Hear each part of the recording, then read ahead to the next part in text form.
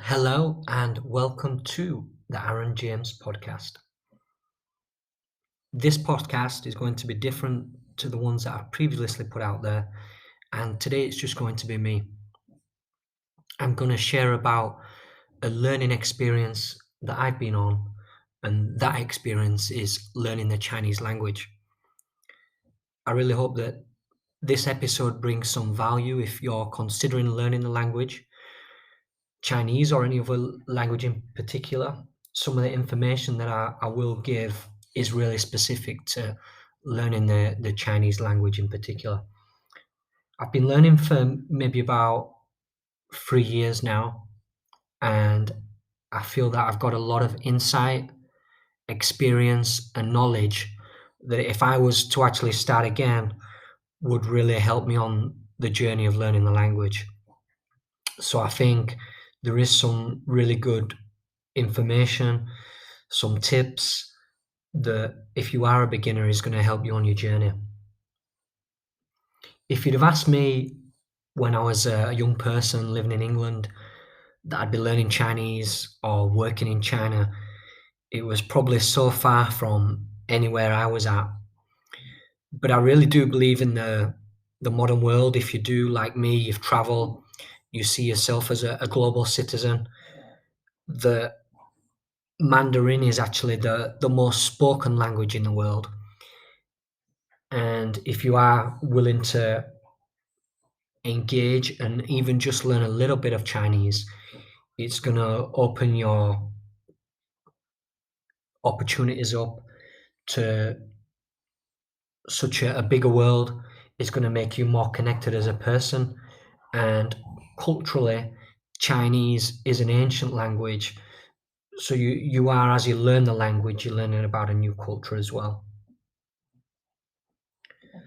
I've broken down into what I think are 8 parts or 8 key learning stages that I've tried to prioritize as well. So if I was going to go back, these are the things that I would do first, and some of the resources as well that I would do first.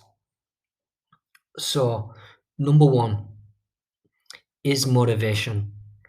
Whatever you do in life, it's whatever you decide to learn, whatever you put your mind to, it's really important to have a strong, clear motivation as to why you want to do this. I mentioned about the amount of Chinese speakers there is in the world, how connected you can be, but I think it's really important to think of your personal reasons why you actually want to learn Chinese. I'm fortunate myself that I've worked in China, I have business in China, and I have a partner in China. So these 3 things for me, it makes a very strong motivation, and it's always something that I can tie back to, as these are 3 quite big parts of my life where Chinese at the moment and learning the language is key. So I would urge you, if you've made the decision, is to really think about that motivation and make sure it is a motivation that has enough there to drive you, that there is enough energy, passion for you to improve in that area, for you to drive yourself in this learning process of the Chinese language. If it does have that value and drive, I really do believe that will help you on your journey as you learn the language. So key point number 1 is to have a strong motivation to learn this language. And this is why I decided to pick motivation as the first key point, is this will be a very frustrating journey. When we get into, or when you do begin learning Chinese, and maybe some of the things that I will explain to you, it is one of the most frustrating languages compared to when I've studied other languages too. So having that real strong motivation is going to help you push through those times when you're feeling frustrated and you can't grasp some of the concepts or some of the words or how to even pronounce some of the tones, etc. So key point number 1 is motivation. Key point number 2 is commitment.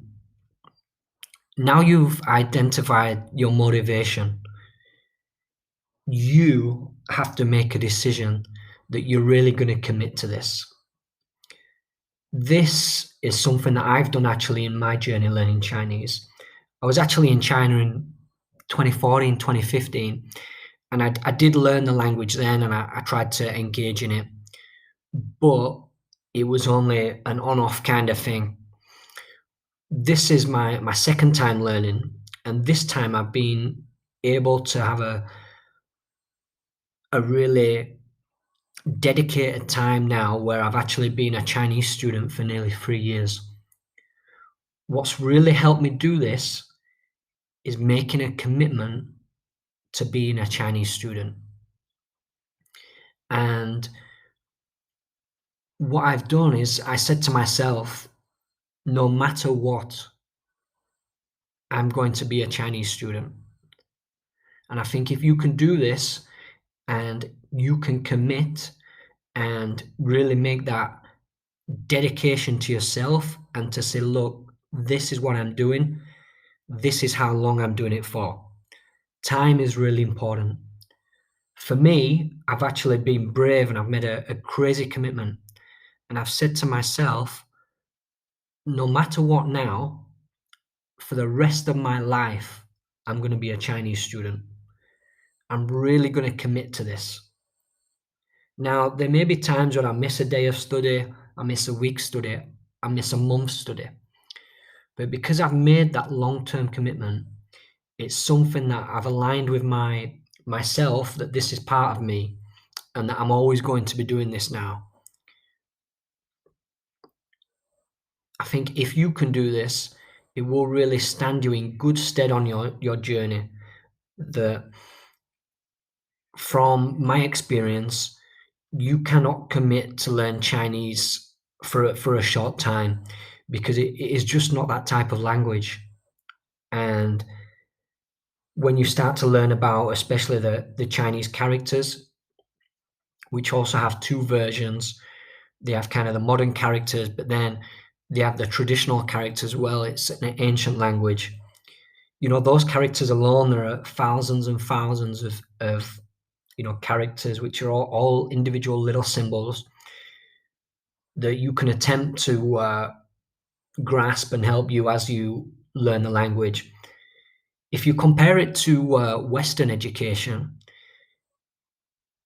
if you were learning English, you've probably by the time maybe you're, even 5 years old, you've grasped the alphabet. Maybe from 5 to 10 years in school, you can begin to pronounce words. You can also begin to create words from the alphabet and joining words together. Then you can begin to format sentences structure, and then actually becoming a really articulate speaker in English is about building up your vocab. Now, in Chinese, the journey that a Chinese student would go on in China is far longer than what we would do in the West because of the sheer amount of characters and traditional writings in the language. Then the words, it's a tonal language. So the words can consist of, so you may have the same word, but with it being tonal, the same word could have 4 different meanings. Then we have what we call Pinyin, and I will get onto that in a second. So number 2 is understanding that you need to commit to this, and if you really want to be a success, you have to dedicate yourself for a long period of time. And I would say to yourself, make that commitment, share it with other people, write it down, make it part of your life that you are studying Chinese, that you are a Chinese learner, you're a Chinese student. Share it with other people. Anybody ever asks you what your hobbies are, you've always got that connection that it's something that you're really committed to and a journey that you're going on. As mentioned, I think this is something that has really helped me, that I've actually said to myself, I'm doing this no matter what for the long term. So I really do believe if you can make this commitment, will help you on your journey. So number 1 is motivation. Key point number 2 is commitment. And key point number 3 is what we call Pinyin. Now, you may not have heard of Pinyin before. If you're starting to learn Chinese, you've probably come across it. Pinyin is the romanization of the Chinese characters. So if you imagine the symbols, the characters that you see, they have then been translated into an alphabetic, phonetic sounding word. And that is what we call Pinyin. Now, Pinyin came around in the 50s, and obviously when you look at the Pinyin, you will just look at it like you are looking at the alphabet, like it's an English word. Now, this is why this area is really important, because do not do what I did. I made a huge mistake when I started to learn Chinese. And that mistake was, I thought I could read the Pinyin like I would read the alphabet. And it was a gross mistake on my part, because I picked up Chinese books, listened to Chinese things. I tried to teach myself without understanding the structure of the Pinyin. Pinyin is broken down into 3 areas. Those are initials, finals, and tones. So before you do anything, you need to master the Pinyin. This is an area you need to focus on, and before you start to read Chinese. So this is the alphabet. This is your core foundation of how you're going to speak the language. And Pinyin has really made it so modern, because, imagine if you were learning Chinese before the 50s, you'd have to learn how to read a symbol, one of the Chinese characters. But now what we have is the Pinyin, so you can learn to read the Pinyin, and then you'll be able to speak the language. So as mentioned, Pinyin looks like the alphabet. On each of the letters, you'll notice there are little lines and little dashes. These refer to the tones. Then also what we have is the way 2 letters are. So what we would have in English is vowels. These will make up initials and finals. Now they're very, very different to what you would have in the English language. Another message about the Pinyin is, as you learn this, you cannot be scared to look a fool. And it's something that I've had to try and work very hard on and get used to, because it's also like you're learning music. And to give you an example, if you're learning some of the initials and finals, they would sound like this. Ow, O, U, yeah. And you would need to begin to master each different sound of the initials and finals in Pinyin. And then once you've built up an understanding of this, you can then take it into actually reading the Pinyin. So once you build up your initials and finals, if you see a Pinyin word, then you're going to have a good understanding of how it's pronounced. As I mentioned, my mistake is what I did is I just began reading the Pinyin like I would read the alphabet. And it's a really big mistake. It was quite humorous to Chinese people that I did test my Chinese out on. But the frustrating thing for me was I had created those pathways in my brain that is how a word in Chinese was, when it actually wasn't. So don't waste your time doing what I did. You need to master the Pinyin, and that is the core foundation of the basis for you to then build on and begin to learn the language. So number 1 is motivation. 2, commitment. Number 3 is Pinyin. Number 4,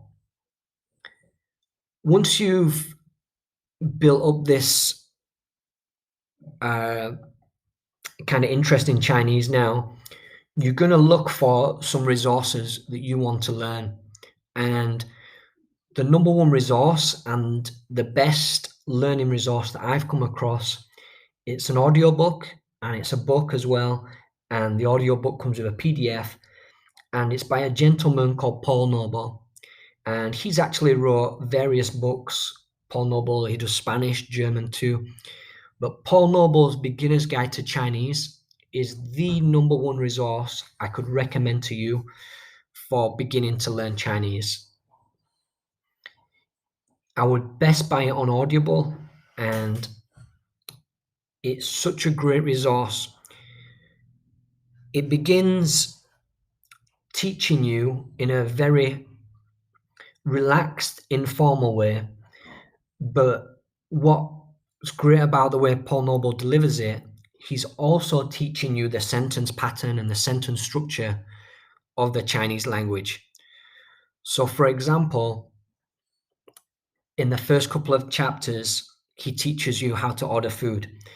Now, once you've learned that, because of the way that he delivers it in his course, you can then use that pattern, that structure, to speak differently and to learn different sentences within the same pattern.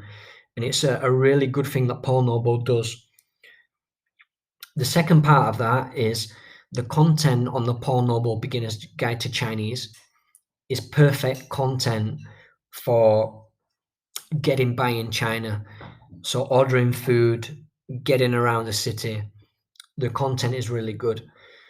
So number 4 is begin to learn the Chinese using a good learning resource. And that for me is Paul Noble's Beginner's Guide to Chinese. It's such a great learning resource, and I would highly recommend it.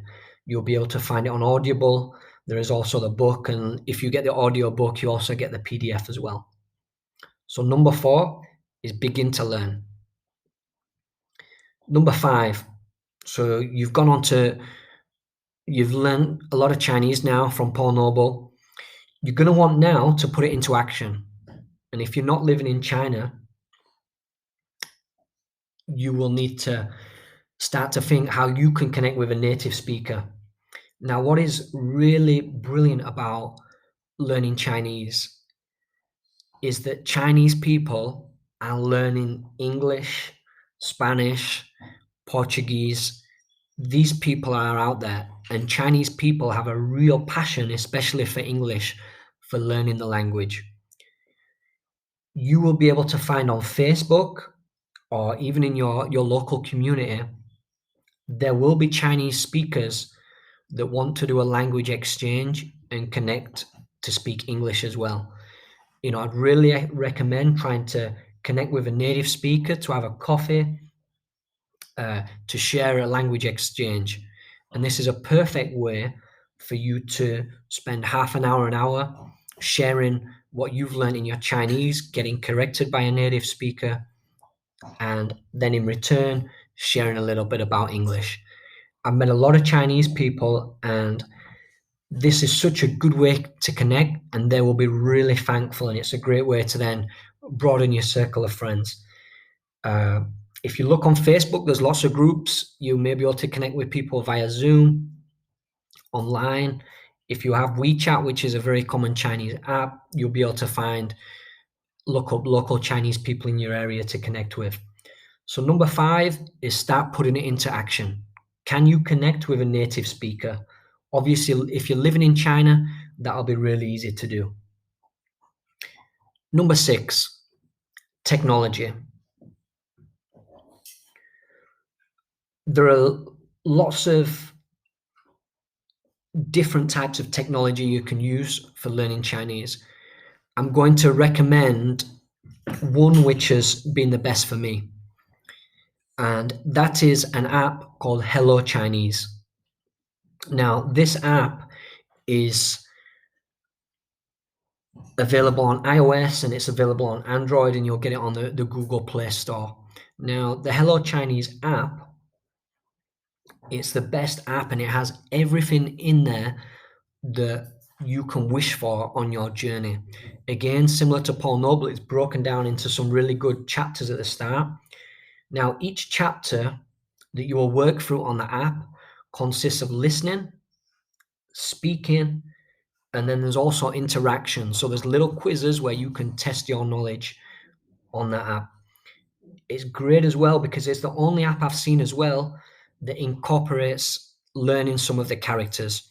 So with your finger on the phone, you will be able to retrace some of the symbols. So that's the Hello Chinese app.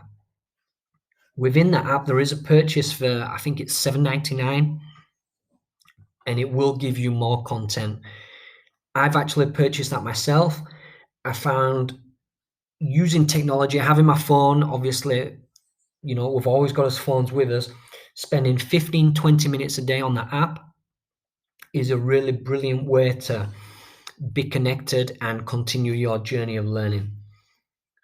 So where you can, try and use technology, and it might be on your journey to work, might be on your lunch break.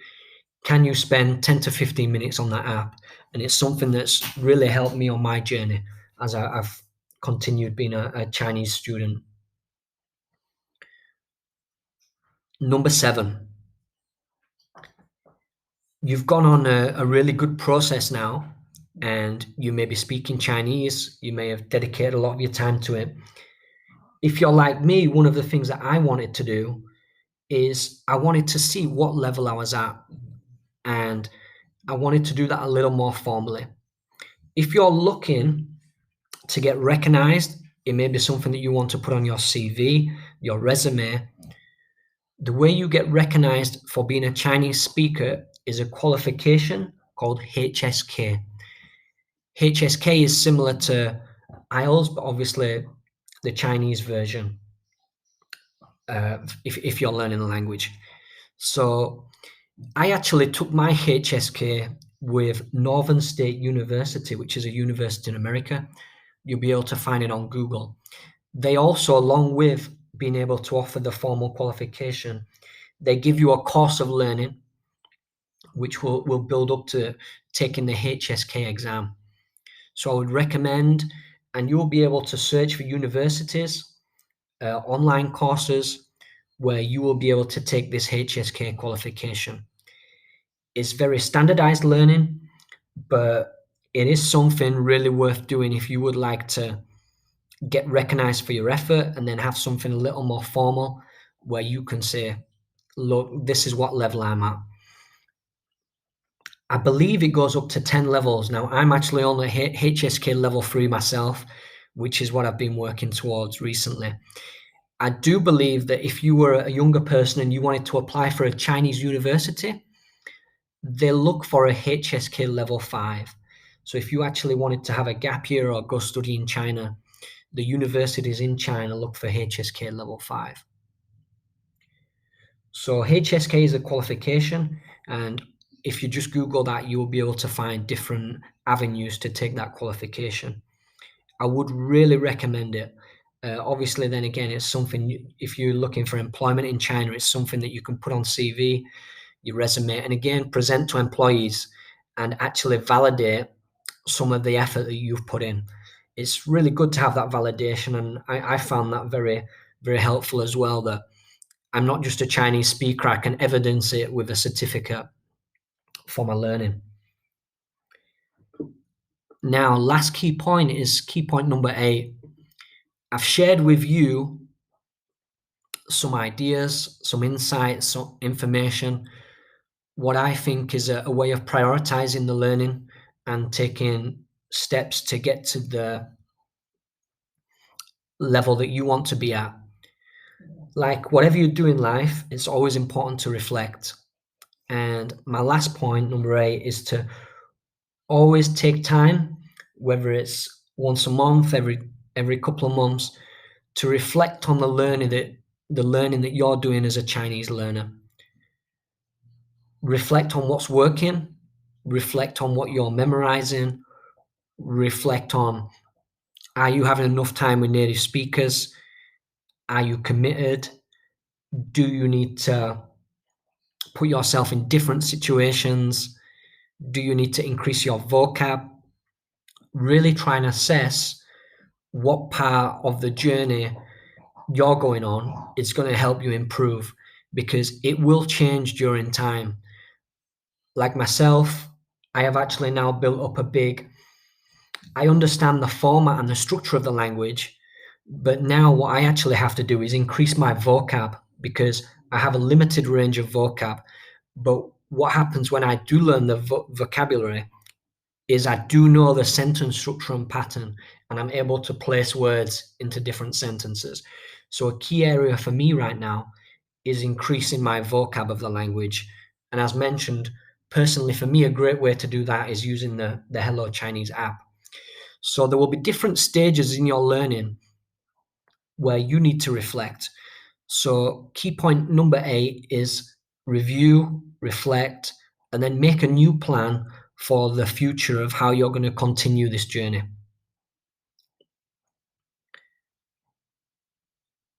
So what I would like to do now is just review all those 8 points for you about my journey with Chinese that I believe would help you on the way. Okay, so number 1, remember to have a strong motivation. Number 2, make sure you are committed no matter what. Give yourself a date, make that commitment big and crazy, and stick to it. Make it part of your life. Share it with others. Number 3, do not learn backwards like I did. Learn the Pinyin first. The Pinyin is so important if you're going to be a good native speaker. Master it. Don't be scared to look a fool. Stand in the front of the mirror and do a few oh, you, oh. This will really help you. Number 4, the best learning resource out there by a mile. Paul Noble's Beginner's Chinese. Highly, highly recommended. Number 5, connect with native speakers. Put what you have learned so far into action. Number 6, embrace technology. We all have phones. Find Chinese apps, watch YouTube, can watch Chinese movies. The recommended app, which I do believe again is the best, Hello Chinese. There are a few different apps out there, but the Hello Chinese app is specific for the Chinese language. Number 7, you've worked really hard. Can you recognize this with a formal qualification? The HSK is the formal qualification. Can you work towards that so you have something to show, look, this is what I did, and you are rewarded in that sense? Number 8, take time to reflect on the journey that you've gone on as a learner. Plan, review, and then do it again. Focus on your weaknesses. Think about how you can solve them problems and move on in your journey learning Chinese. If you have any questions about my journey learning Chinese, feel free to shoot me a message.